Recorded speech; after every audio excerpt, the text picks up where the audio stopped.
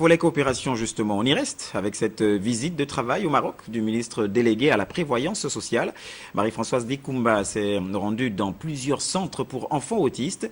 Des visites qui ont permis notamment au coordonnateur national de la stratégie d'investissement humain du Gabon de s'imprégner du fonctionnement de ces structures d'accueil. Reportage. En visite au Maroc, la ministre en charge de la prévoyance sociale du Gabon a touché du doigt les réalités du centre associatif pour les enfants autistes. Le partenariat est enclenché, que les actions prévues se mettent en route. J'ai pu observer que nos stagiaires vont passer leur apprentissage dans des structures adaptées, dans des structures qui répondent aux normes de construction, aux normes en ce qui concerne les éducateurs et aux normes en ce qui concerne les activités qui sont dédiées. Au sein de la passerelle, l'association que nous venons de visiter, qui accueille des enfants, des jeunes autistes âgés de 15 ans et plus. C'est une visite qui, pour Marie-Françoise Dikoumba, donne matière à satisfaction.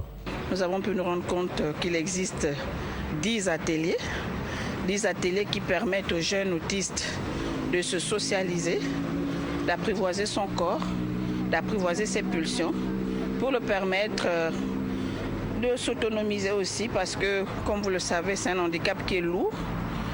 Quand il est jeune, il a l'entourage de la famille, mais une fois adulte, que deviendra un jeune autiste s'il n'a pas bénéficié d'un accompagnement certain?